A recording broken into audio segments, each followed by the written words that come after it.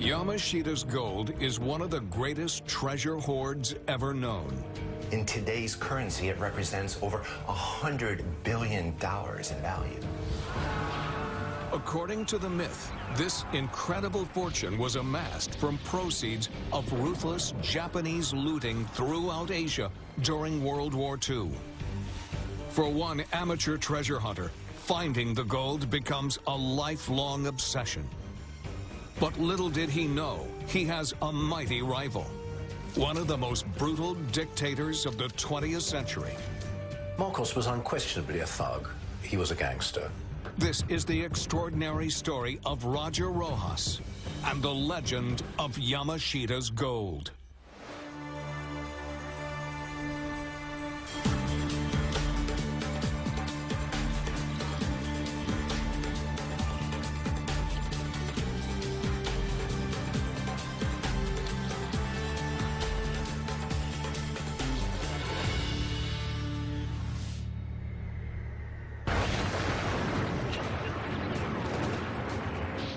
The legend of Yamashita's gold is one of the greatest stories of war loot in history.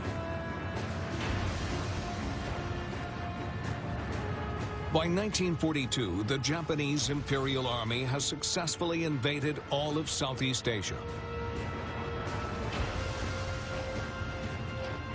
As they advance, they mercilessly ransack country after country. They steal on a massive scale, reportedly unrivaled in military history. Yamashita's gold is wealth beyond belief. People wouldn't believe how much it is. $1 trillion worth. So it's a mind-blowing amount. The mastermind heading this covert operation, codenamed the Golden Lily, is said to be Prince Chichibu, the emperor's brother. This guy is brilliant. Prince Chichibu was a perfect choice to head up the Golden Lily because he wasn't just a military man. He was an Oxford scholar, and he brought an incredible amount of creativity and lateral thinking to how we'll go about this complex process of looting.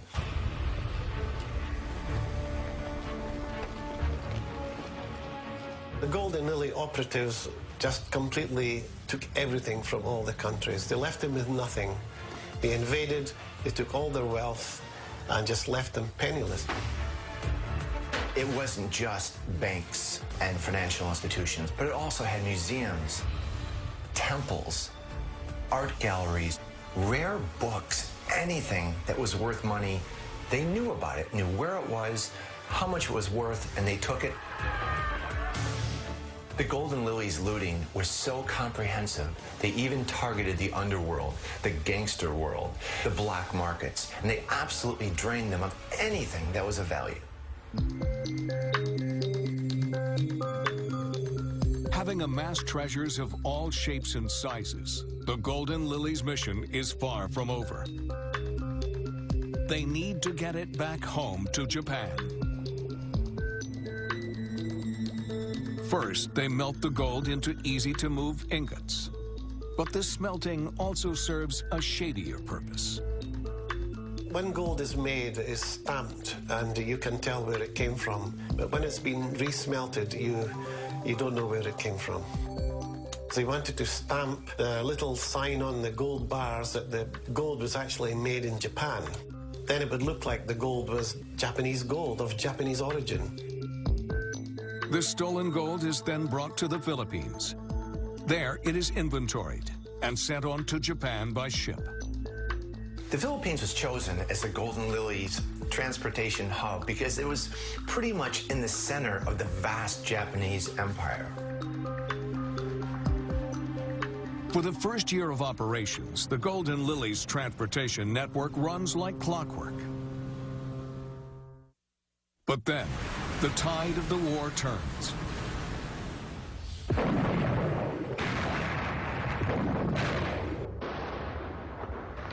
In June 1942, Japanese and U.S. forces meet near the tiny Pacific island of Midway. Over just 4 days, the U.S. forces sink 5 Japanese ships. they destroy 270 aircraft and kill 3,500 men. The Japanese have lost control of the seas. Now it is too risky for them to ship the gold home. They need a new plan.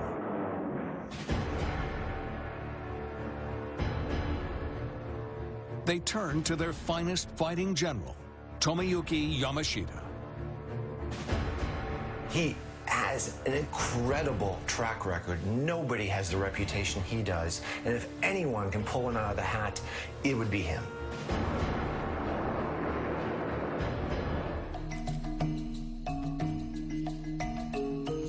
With the gold now stuck in the Philippines, Yamashita is being asked to come up with a miracle. The story goes, he is told to hide the gold until it is safe to move it. He identifies 175 suitable burial sites across the Philippines. They will hold the gold until the Japanese are once again victorious.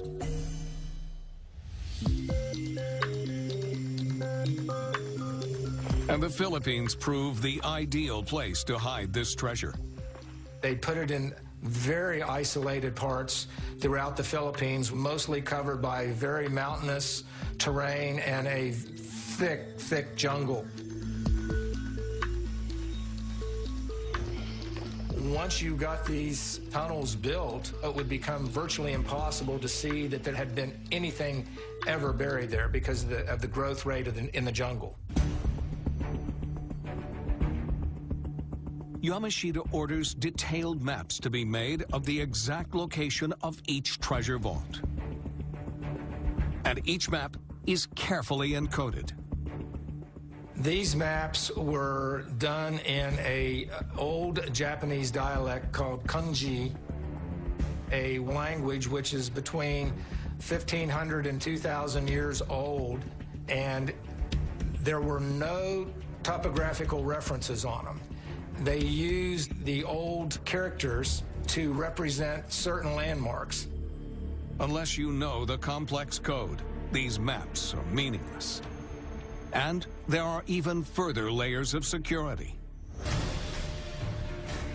Bombs, grenades, decoy walls that would lead you into another trap.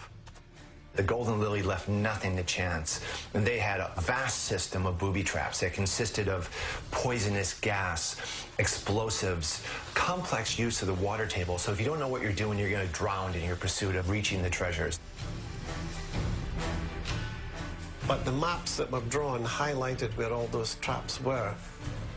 If you didn't have a map and you went into one of these treasure vaults, it's very likely that you wouldn't come out alive.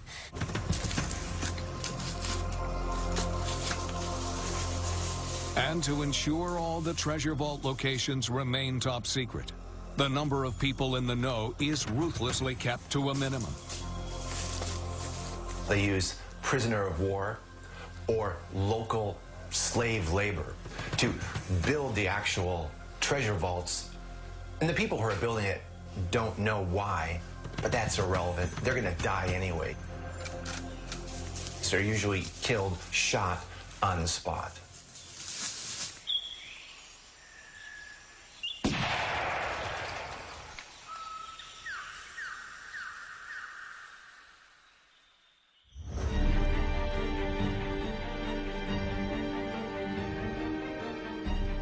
But for all Yamashita's efforts, the gold still isn't safe.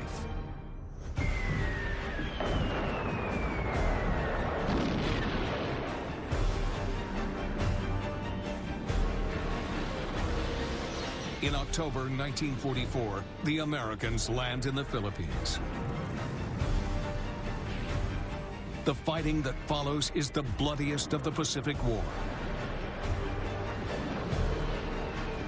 The fighting in the Philippines at the end of the war was extremely brutal. Yamashita would fight to the very last man for the emperor. But even a master tactician like Yamashita can't stop the Americans' advance. The Philippines has 7,000 plus islands and is very, very difficult to defend against an invading force. Yamashita, as a great general, would have known that. He knew he couldn't hold the Philippines. All he could do was drag out the fight for as long as possible. Yamashita needs to buy himself time. He still hasn't finished burying the gold.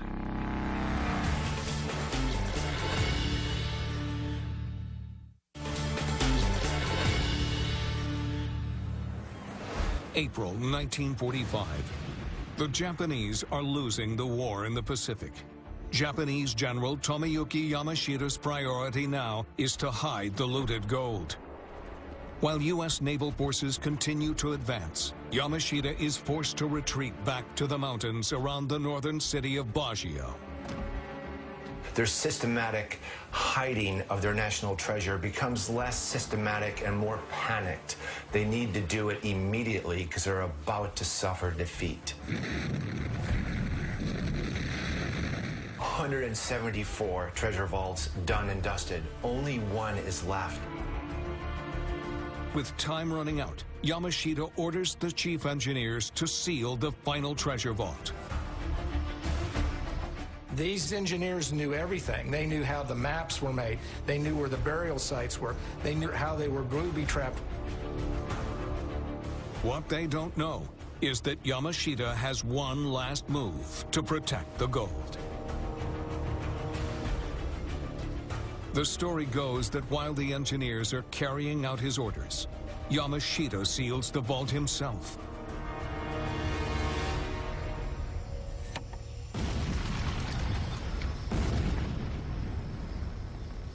The engineers are still inside. Now they will be its guardians for eternity.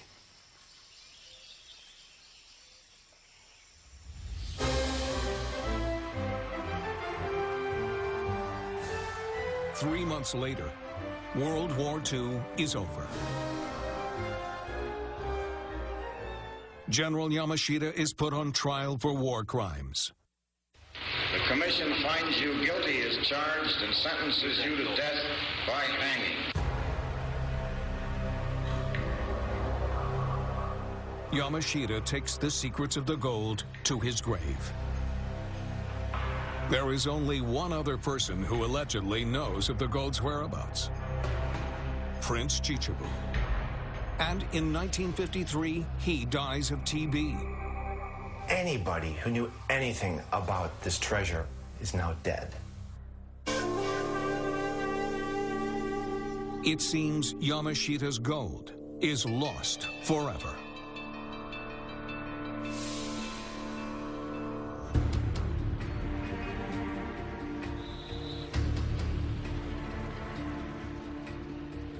But in the Philippines, after the horrors of war, the legend of Yamashita's gold lives on. There were lots and lots of rumors that the Japanese had buried treasure all over the Philippines. It's almost a national obsession. Everybody across the country is aware of it, and everyone's looking for it. Among those who grew up with stories about the gold is a young Filipino locksmith. Rogelio Rojas, better known as Roger, is born in 1943, just as Yamashita's gold is being buried. Roger's childhood was really difficult. The Philippines are extremely impoverished. His family is impoverished. Roger is one of millions of Filipinos growing up in the shadow of World War II. The war had devastated the Philippines.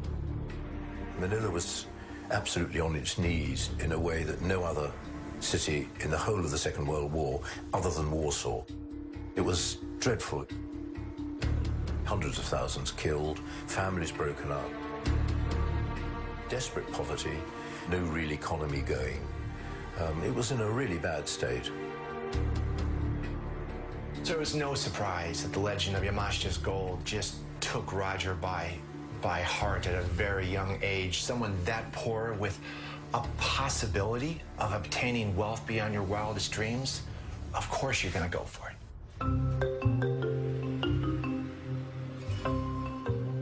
Roger the locksmith lives in Baguio, the northern city near to where Yamashita made his last stand. Roger surmises that they must have hid some of the treasure around his town. So he looks around his town right from the start, because he knows logically that's probably one of the best places to start. Roger was a very diligent man. Every spare moment he was out there working, seeing what he could find, eliminating areas, and continuing to move forward in a very logical, progressive manner. To help him in his quest, Roger scrimped and saved and bought himself a metal detector.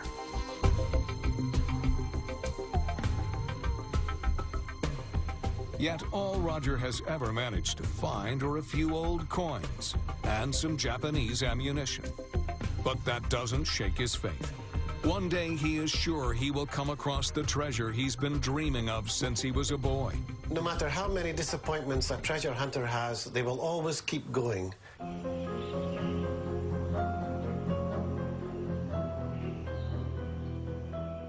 Then, in 1961, after years of hunting the gold, Roger has what seems to be a breakthrough. He gets the kind of clue he'd been longing for, a map of a tunnel complex. There are lots of maps and sketches like this in treasure hunting circles at the time. Roger has seen plenty of them before, but all have been fakes. This one is different. This map had come from a Japanese soldier. He's convinced that this is the real deal. The problem is, the map is in the Golden Lily's fiendishly complex code. It's a needle in a haystack, and you don't even know where the haystack is because the map has no topographical features. But Roger also knows that this Japanese soldier had been in Baguio with a group of engineers as they buried gold during the final days of Yamashita's retreat. A map allegedly related to one of those treasure vaults. He was getting closer. He could feel it. Roger never gives up. And the reason is he knows the treasure is there. And he knows that year after year, if nothing else, he's eliminating where it isn't. Yet for all his high hopes, Roger just can't crack the map's code. After years of searching, he is no closer to finding Yamashita's gold. But at least the map confirms to Roger his initial instincts are right. There is treasure somewhere around Baguio.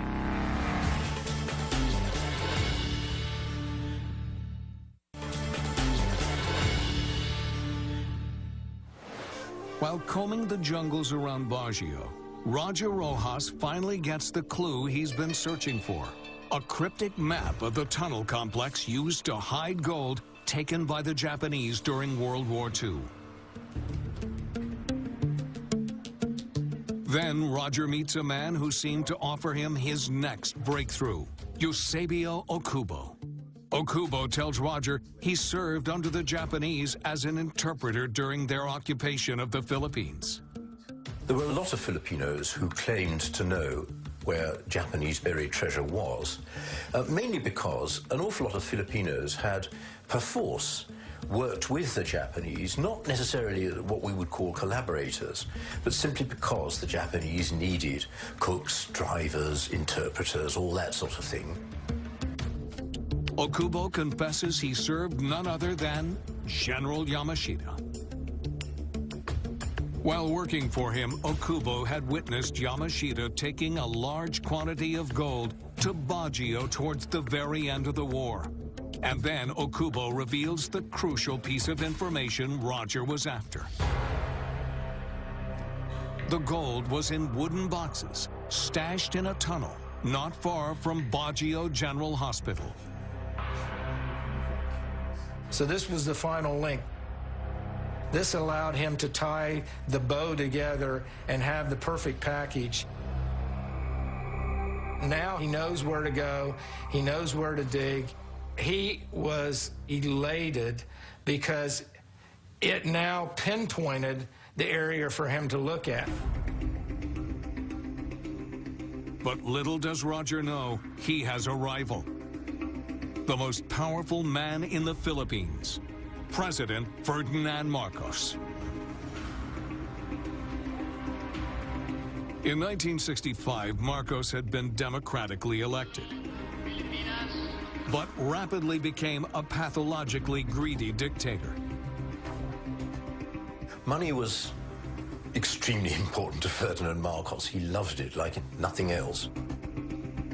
And there is only one person who can match Marcos's greed: his shopaholic wife, Imelda. But Imelda's lavish lifestyle wasn't the only reason Marcos needed money.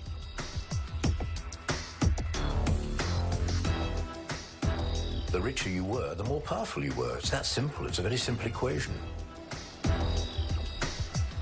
And nothing can make Marcos more powerful than finding Yamashita's gold.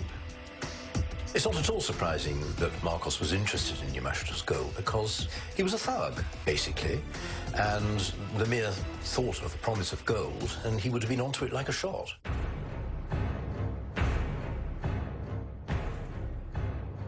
Compared to Roger, Marcos has a serious advantage in the hunt for Yamashita's gold: power. It was incredibly easy for Marcos to use his power to find the gold. He has entire armies at his disposal. Armies, ships, experts on maps and deciphering all sorts of clues. Despite all these resources, Marcos hasn't found anything. And so he devises a shrewd strategy. He was a brilliant politician, but he was also brilliantly corrupt. On the surface, he seemed to be a rational person, going by the law, by the books, but in person, he was quite ruthless.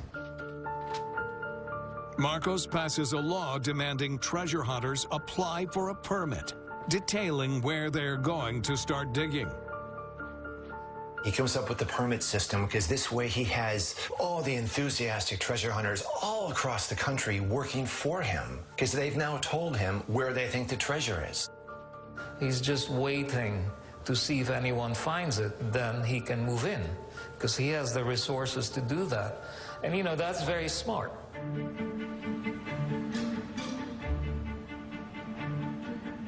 Meanwhile, back in Baguio, in 1970, Roger marries.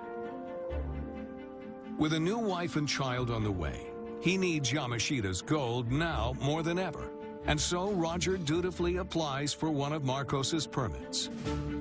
Roger did everything the right way. He thought that if he followed the rules that had been put in place by the government, he would be able to search, he would be able to find and excavate and recover, and it would all be done with the blessings of the government. In Roger's town, the person who manages that application is none other than Marcos's uncle.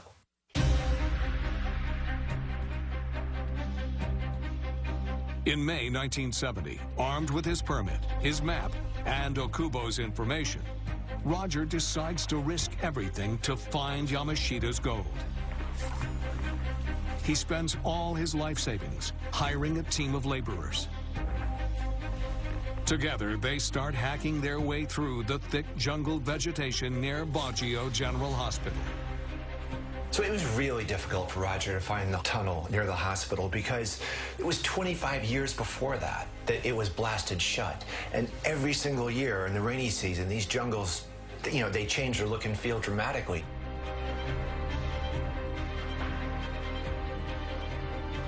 Then, after 2 weeks of almost non-stop searching, Roger spots the mouth of a cave. Could this be the entrance to the treasure vault Okubo told him about?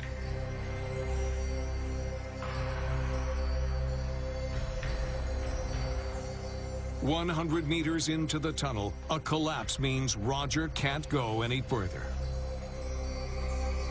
But for Roger, this is a good sign. He knows the Japanese had used dynamite to blast their treasure vault shut. And so Roger and his crew begin the arduous task of clearing the way.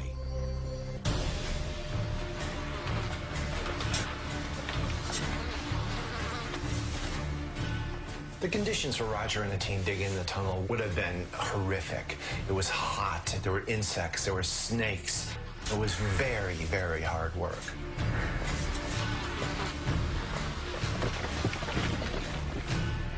Digging the tunnel was very, very dangerous. And Roger knew that if this really was a tunnel that the Japanese had built, there may be booby traps. But Roger is willing to risk his life to get to Yamashita's gold. Once you get that gold fever, it is insatiable. You just cannot quench that appetite. He was becoming obsessed. One more spade, one more rock. I'm going to get it. This is going to be the treasure of a lifetime. And everybody's going to say, yes, you found it. Finally, after 4 long months of digging, they break through.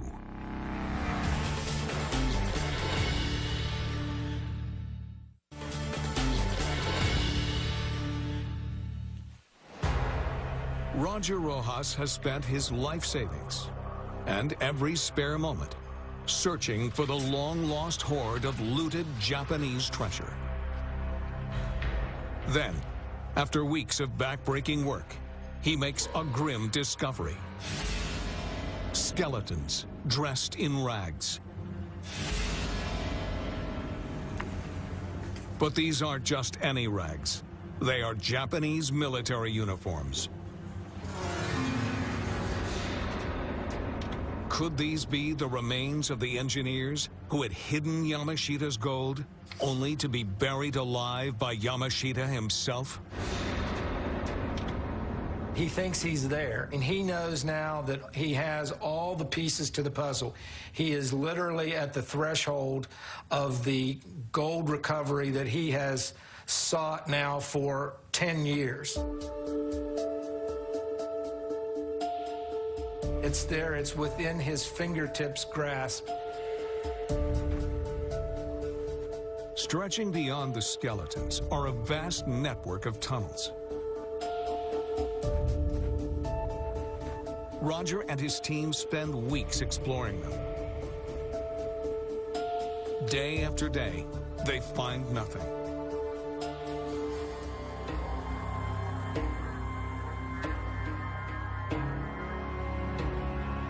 But a full 6 months after finding the entrance to the tunnel, Roger still hasn't found any treasure. Roger had spent all the money that he had raised to start the dig to begin with, and no one was going to give him any more money. No money means no crew. It seems the hunt is over.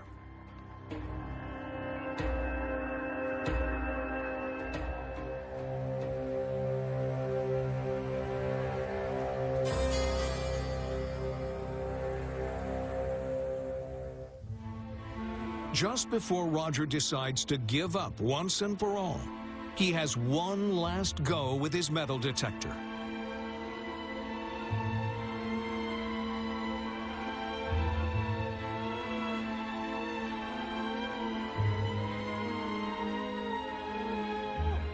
Then he hears its telltale buzz. This buzz that Roger got from his metal detector must have been the best sound he'd ever heard in his life.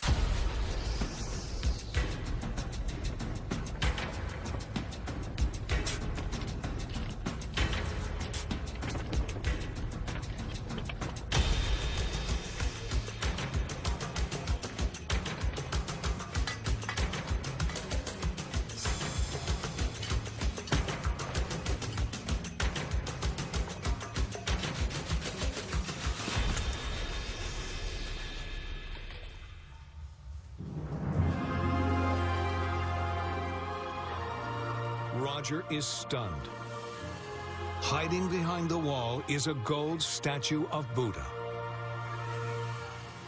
This was that moment in life that you would look back on and you say, yes, I have achieved my goal for my entire life. This is it.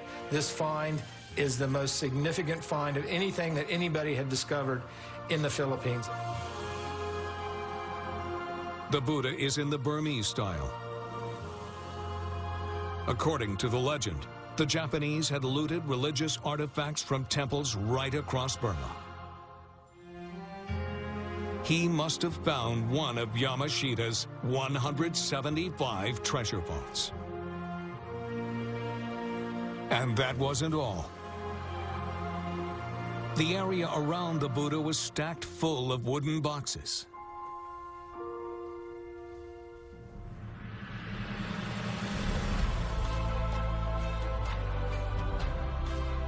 Finally, it was payday. The gold that Roger has just discovered is worth a fortune.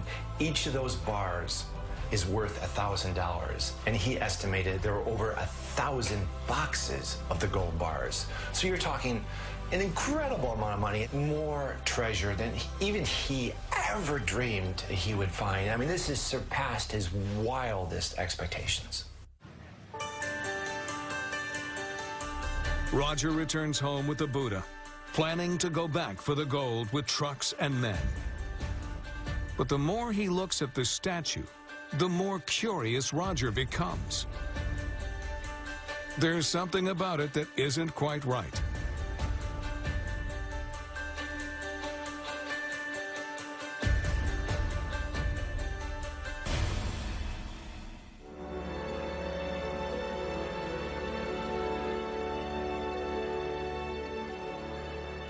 The Buddha is full of diamonds. The value had just gone off the chart. That night, Roger documents his life-changing find.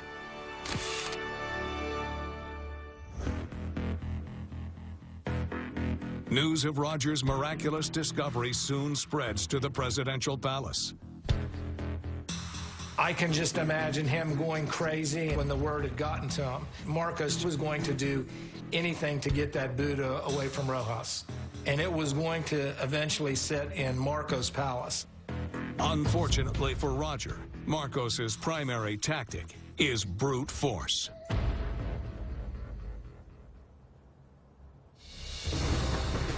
On April 5th, 1971, it's said a group of mysterious men turn up at Roger's house. They said, you have 3 minutes to open the door or we're going to shoot you right here.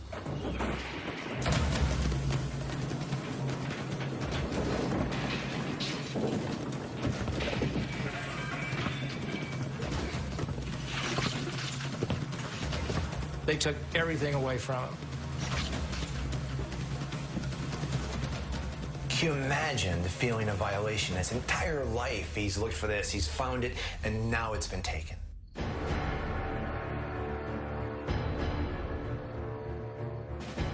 But if Marcos thinks he can intimidate Roger and his family, he's wrong. Roger had risked everything to find this gold, and he wasn't going to let it go so easily. Roger reports the theft to the police. By that time, President Marcos had a considerable stranglehold on the police and the army particularly. But Marcos does not yet control the media. Within days, the press picks up Roger's story. It was a huge scandal. You know, there's stolen loot, it's World War II, it's the Japanese, it's Marcos being implicated. The newspaper was full of articles that were nothing short of calling Marcos a common thief. The hostile press coverage comes at a critical time for Marcos. He was widely known to have fixed his second term of office, the elections, which were ludicrously corrupt. I mean, he allegedly won by 2 million votes. It was just impossible. He was widely lampooned on all sides for corruption, and he was beginning to feel himself quite insecure. Marcos needs to silence this treasure hunter fast. There is one obvious solution. The Marcos regime was notorious for extrajudicial executions. You'd have death squads basically killing people who were seen as being very critical of the regime. This time, Marcos needs a different approach. I think by that time he must have thought that the story had enough public exposure for him not to be able to risk just making Roger vanish, like a lot of his opponents. 3 weeks later, Roger finally receives some good news. He is told his Buddha is waiting to be collected at the courthouse in Baguio. But when he gets there, he is in for a shock.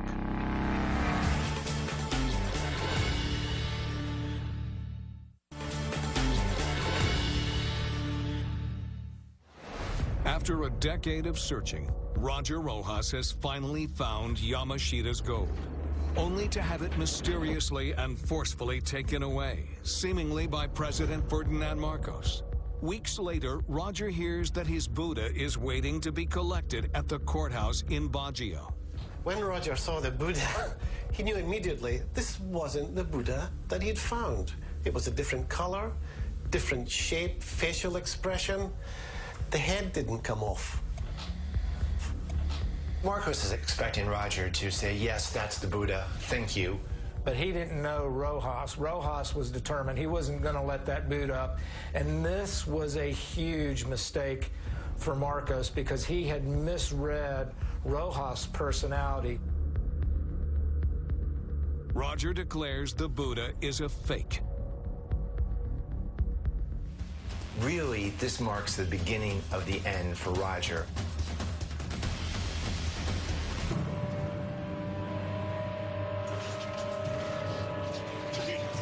Just over 2 weeks later, more mysterious men come for Roger.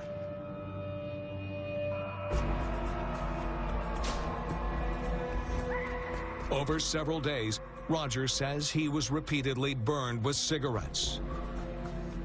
He was beaten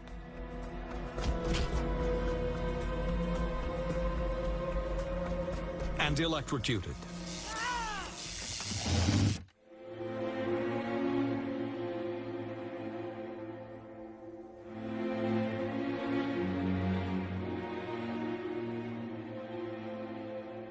Eventually, Roger claimed he signed an affidavit stating Marcos had nothing to do with the theft of his Buddha, and revealed the location of the thousands of gold ingots. Roger was a very broken man when he signed that affidavit. I mean, there he was fighting publicly, but now admitting that no, there was no wrongdoing. He must have been completely demoralized.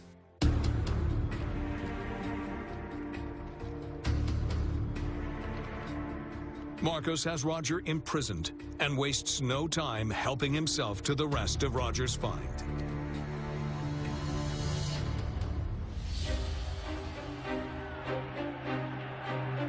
But eventually, Marcos's megalomania will prove his undoing. In 1986, a popular revolution forces Marcos and Imelda to flee the country. The Filipino people storm Marcos's presidential palace, and what they find inside is unbelievable. They were amazed at what they found. They found treasures of statues and art and thousands of pairs of shoes. This is just what they left behind. Marcos was by far and away the wealthiest man alive. One of the questions for the Filipino people was, where had the Marcoses' enormous wealth come from? For most, there was an obvious answer. Marcos's wealth primarily came from theft, embezzlement, and corruption. And you can look back, I think, on their joint reign as simply being a plot of self-enrichment. And the administration of the Philippines was merely a secondary item. They were basically using the public treasury as their piggy bank. Years later, while on trial for fraud and embezzlement, Imelda Marcos' defense declares their fortune was not looted from the Philippine treasury, but actually came from finding Yamashita's gold. But for Roger Rojas, none of this matters. His life is in ruins. Roger never fully recovered from his torture. And the damage is so great that he can't see out of his right eye for the rest of his life after this. He's lost his money, he's lost his self-respect, he's lost his wife. Roger has lost everything. Despite all this, Roger still has a bit of the spirit that had helped him find the gold. It's a treasure hunter's mentality. They must get to the end of the story. They must get the treasure. Anyway, Roger had lost so much, he had nothing to lose. With Marcos in exile in Hawaii, Roger files a lawsuit against him. Even when Marcos dies 1 year later in September 1989, the case continues. You could say that the Marcoses actually got away with it. He went out, lived his exile in Hawaii and died of natural causes. You could well say that they did rather well out of it.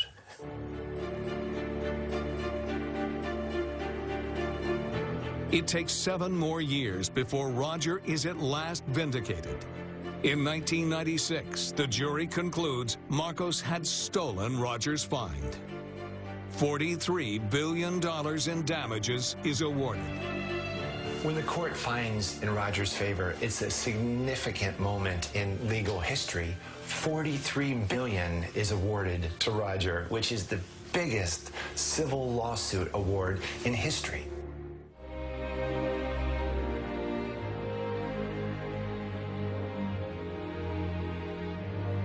Sadly, Roger never sees justice done.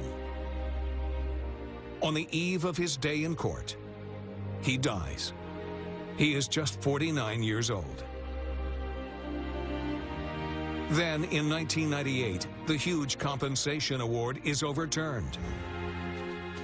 While no court has challenged the verdict that Marcos stole Roger's treasure, how to determine its value is still being fought out by the lawyers. It's hard not to look back at Roger and feel empathy for this man. His determination was boundless. And I think, if nothing else, Roger was a hero. And I think that's how he's going to be remembered. He was willing to be David against Goliath. He was willing to put his life on the line, and therefore my hat off to him.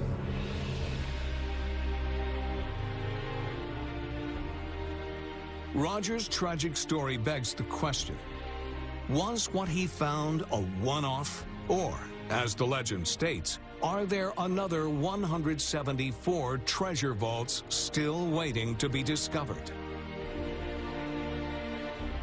Since the war, treasure hunters from across the world have scoured the Philippines, each in search of Yamashita's gold.